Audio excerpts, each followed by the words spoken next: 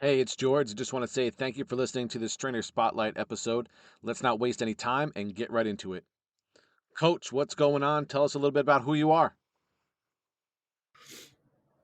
My name is Trevor Gutting and I own Tag Performance and Nutrition. I'm based out of River Falls, Wisconsin, which is about 30, 45 minutes from Minneapolis and St. Paul, Minnesota. So it's basically on the border of Wisconsin and Minnesota there. And at Tag Performance and Nutrition, I help people become an athlete for life. And what that means is no, you don't have to be Michael Jordan or LeBron James or uh, Usain Bolt, any of these elite athletes. If you want to be that and you have the will and physical gifts to be that, then great, that's awesome. We can help you get there. But again, mine is more so for life, and that is being able to do everything in life that you love and enjoy without a ton of pain, with energy, and set a good example for the loved ones in your life. Yeah, I work with everyone from youth athletes, which I really enjoy, getting them started and showing them a love of movement and showing them that training can be is a reward and not a punishment. And then uh, high school, college athletes, and then your former athletes, or you're just your general population, a grandma or a grandpa or a mom or a dad who are looking to improve their life through training, nutrition, sleep, and building better habits. But I didn't. I wasn't originally a coach. I didn't go to school for it. I went to school at UW Wisconsin or UW Wisconsin University of Wisconsin-Stout, and majored in business administration, sales and marketing. I was in sales and marketing for 6 or so years after college, working in like the commercial flooring, commercial roofing businesses, and I hated it. Luckily, I got laid off. Um, Blessing in disguise, 2018 around Thanksgiving, and from there I decided I'm going to chase something and do something I want. I went on to do become a intern at like age 29, 30. So I was an old intern at a sports performance business, and then got certified, became a personal trainer, and from there, then I decided to start Tag Performance and Nutrition, and that kind of led me to where I am now. Tell me a funny or interesting story about yourself that helps me and the audience listening to this show get to know you a little bit more as a human.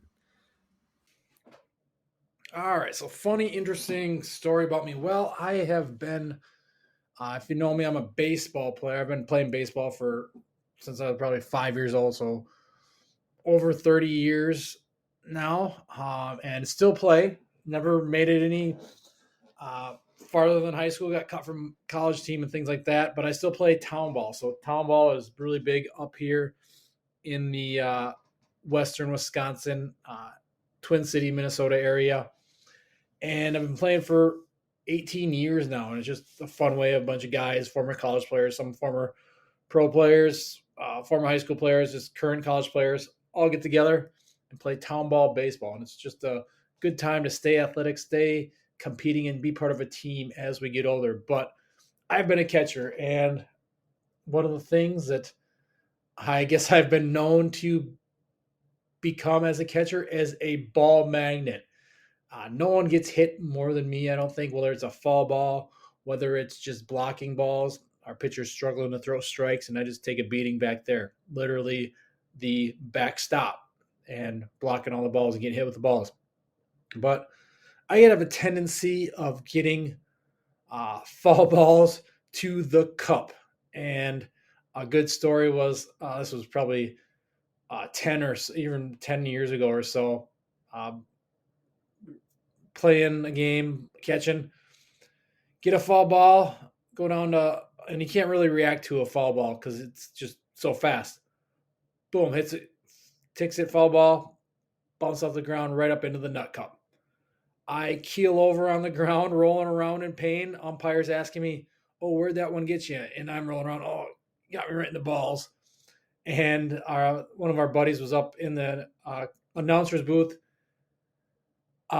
controlling the audio and the announcing the game, and he decides to put on dueling banjos as I'm rolling around, writhing in pain. So that that's kind of just a good funny story. We can laugh about it now, though in the moment it was not the best feeling when you get a fall ball to the nut cup. What strategies do you use to attract and retain clients in your personal training business? Everyone has different approaches, and it's important to find moments to open our minds and learn something from each other. And I think this is one of the aspects within our business that is more or less glazed over and really good to find out what other people are doing. Well, I think the best way to get clients, whether that's to get new ones or retain current clients, is to get them results and to whatever they're trying to do. Whether maybe it's a former athlete who just wants to feel athletic again, or a mom who wants to lose 20 pounds, or a grandma who wants to be able to play with her grandkids and get on and off the floor. It's getting them those results and in showing them that exercise is a reward. Eating well is a reward. It's not a punishment like so many people think it is, or we punish ourselves with exercise. We punish ourselves with, oh, eating well is such a punishment. No, it's a reward. And just getting them results, I think, is the best way. And then they're going to see the results. They're going to stick with you because they know it's working. They're feeling better. They're looking better. They're moving better and performing better, whatever it is they do, whether that's work or whether that's a sport. So getting the results is, I think, it's the number one way. And then my best way has been word of mouth, kind of getting out in the community, kind of that grassroots style marketing. I also substitute teach, so that's been a big help for me. Is people know me, and then playing on the town ball team, people know me that way, so that helps. I think they think I'm famous because I play on a town ball team. It's weird. We're just a bunch of washed up guys that still play baseball, and I think they think we're like, especially a lot of kids, they look up to you. They think you're a role model, and that's kind of cool.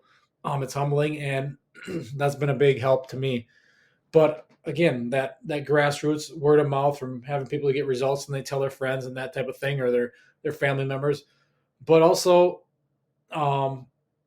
content creation. I mean, yes, it can be a black hole when you get stuck in social media and everything like that. But it could also be a benefit too if you're using it to uh, help people and show them what you do and how you've helped people in the past. Again, it's another way to show results. It's a way to have fun and um, make make and show people how to train and how to eat and what the benefits of it can be to you and how it can improve your life. What is your process for assessing a new client's fitness level and addressing their goals directly? The way I assess clients might differ from how you do it, and both can be incredibly effective. Let's share some of our secrets so we can help more people together.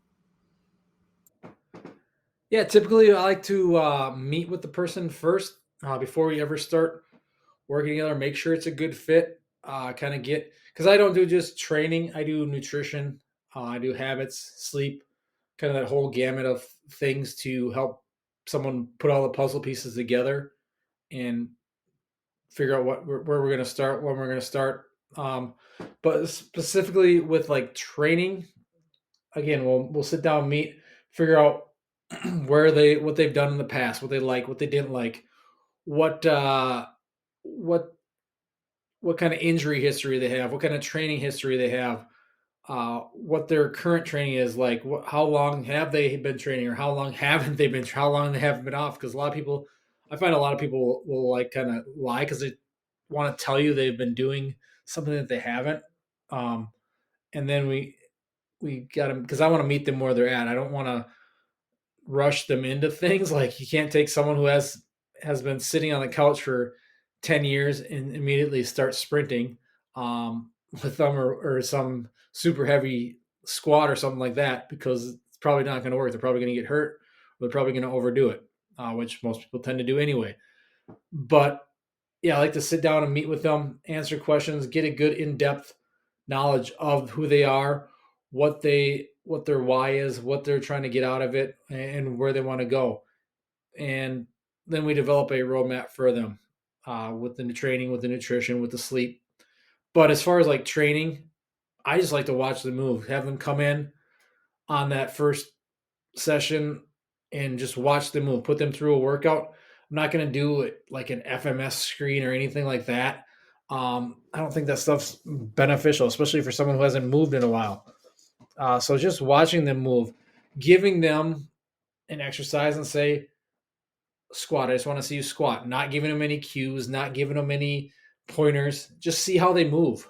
And from there, then we start working, then we start coaching and diving into things rather than, oh, you pass this FMS test, so great, you can do that, or you can't do that. Oh, you're broken, you're it's unfixable, that type of thing. So yeah, I'm just more of just watch the move.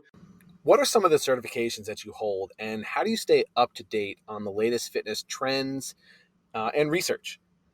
I built FITLETE to help coaches and driven trainers find ways to provide the best services for the clients. Everyone's approach to problems is different because we look at problems differently from our own mind. Um, how do you continually develop your skill set?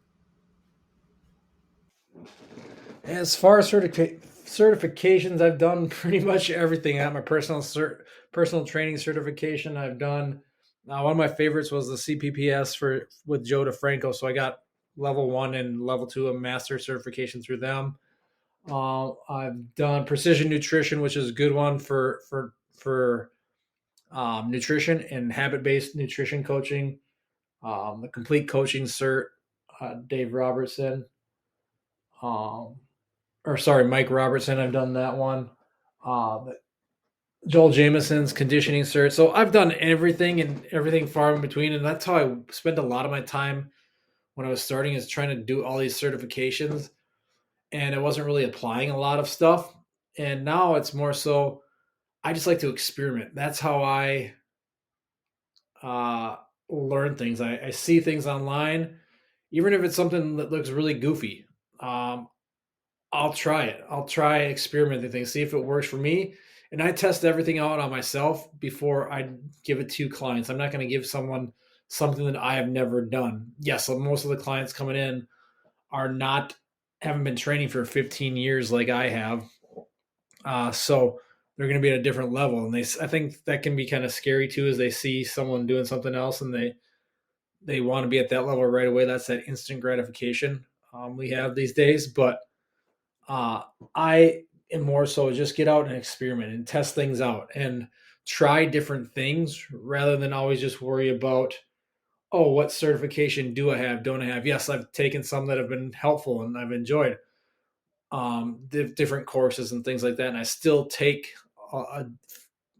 maybe a course or two each year, but a lot of times now it's more so on the business side, on things that will help me grow my business, because I don't know, a lot of the training stuff, it's just kind of a lot of it's just regurgitated. And I think you can get a lot from just getting out and doing and exploring and experimenting and seeing different coaches and meeting with different coaches and taking their ideas and testing them out. Take what works for you and apply it, and just get rid of the other stuff, because I've taken stuff from coaches that I love that works for me and works for my clients, and got rid of stuff that I don't agree with them on.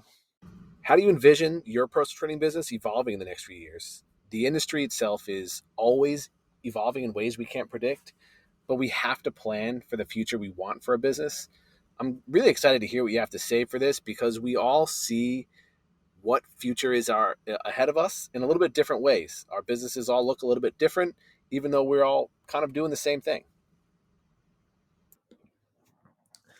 Yeah, I think hopefully see my business growing. I hope Tag is growing and expanding more into the growing my online is really what I want to do, because I think I can help more people, and I don't have to be we don't have to the thing I've always found with like in person. I enjoy in person because you get to meet people, you get to hang out with people, especially when I'm working with kids, because kids just bring that energy and enjoyment, and that's part of I see my growing my in person with my youth athlete after school athletes for life program and getting that, growing that. But as far as like the adults, it's just always been tough to get scheduling. I've always found as a big issue. My schedule doesn't fit with their schedule and things like that.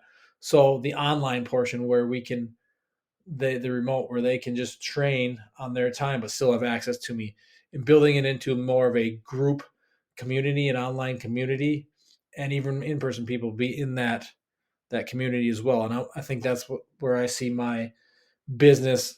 I see Tag growing in the next few years, is building a community of people who just want to get after it in the gym, who want to train hard, have fun, and don't mind looking goofy and trying new things and failing and living their best life, and ultimately becoming, mastering their training, their nutrition, their sleep, so they can live the life they want. And I think building that community aspect is big, and I think the online is going to help me do that. I've had ups and downs with that. It's been a struggle like any business. Uh, so growing the online and getting more so, um, kind of not just my business, but the training, health, and wellness space altogether, is hopefully we get off the quick fix thing. And that's the big thing I am with my people I work with and everyone around, is not so focused on the quick fixes and focusing on just building long term habits and behaviors. And again, evolving through that group community, the online, and then expanding my youth athletes for life program, where it's groups of kids coming in and just having fun, loving movement. What do you think are the biggest challenges currently facing the fitness and personal training industry? I know they're everywhere. Challenges are all over the place. But with the advent of different technologies, advanced technologies, social media, increased video and photo exposure, in person training versus online training, the more educated clients are, the more misrepresented clients are, misled clients are. I know there's challenges everywhere. What do you think the biggest ones are? I kind of touched on this, but I think the biggest thing is like that quick fix mindset. Amazon has kind of ruined us as a society because we can click on something. Our cell phones have ruined us. We can click on something and have it there in an instant. Have it there the next day, whether it's Amazon, whether you're ordering a pair of shoes or a supplement or whatever it is. And we want that instant gratification. Whereas fitness, with health, it's a long term journey. It is something for life. That's why I had that athlete for life slogan. Is we got to do this for life. Worry about the journey. Don't worry about the end result. And all the quick fix supplements and schemes and like the everyone's looking for the next magic pill, the GLP-1 supplements or the detox supplements and all this weird crap out there. And if they want to take that stuff, that's fine. But is it ultimately going to get you where you want to be without the things we actually really need, which is proper sleep, proper nutrition, proper training, stress management, all that type of stuff. And we're focused on the fads, and it's still out there.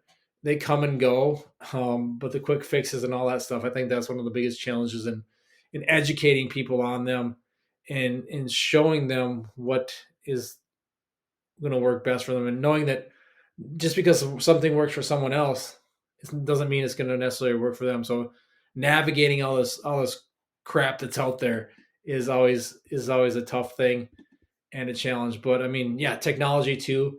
Technologies, there's something new popping up, whether it's just a TikTok was banned for a day and now it's back, and um, all these different things, what different trading platforms and different whatever it is, any type of technology, everything is advancing so quickly, and we got to be able to adapt and change and work around that. So that can definitely be a challenge too.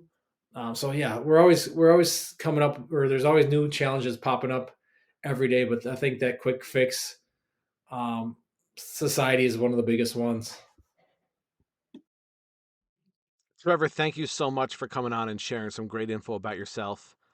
As you might have guessed it, I met Trevor at an in-person event back in 2021, I believe.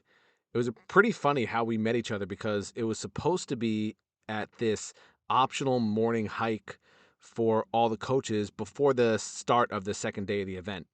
Um, Either nobody showed up or they canceled it somewhere that we both didn't see. It was sprinkling a little bit of rain, so they probably did cancel it and we didn't see anything about it. But anyway, we were just at the start of this hike waiting for other coaches to show up and chatting about the post pandemic life, and eventually realizing that they probably just canceled it and we were just standing there in the rain like a bunch of fools. But yeah, it was great to get to know him in such a casual manner, and I'm glad you got to know Trevor a little bit more through this episode. Check out the show notes to see how to connect with Trevor the best. Uh, that's all for this episode. If you want to learn more about FITLETE and possibly get your own episode, visit fitlete.com. That's FITLETE.com.